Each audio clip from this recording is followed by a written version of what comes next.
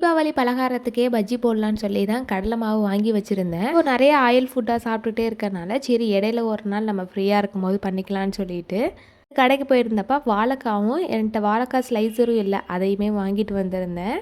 Already மரக்கட்டையில் ஒன்று வச்சுருக்கேன், அது சுத்தமாக பஜ்ஜி வந்து ஸ்லைஸாக வரவே வராது. இந்த ஸ்டீலில் வாங்கிட்டு வந்தது ரொம்பவே சூப்பராக இருந்தது. நான் பஜ்ஜி மாவுக்கு என்னென்ன போடுவேன்னா, கடலை மாவு வந்து 1 கப் அளவு எடுத்திருக்கேன். அரிசி மாவு 1 டேபிள் ஸ்பூன் அளவு தான், கொஞ்சமாக தான் சேர்ப்பேன்.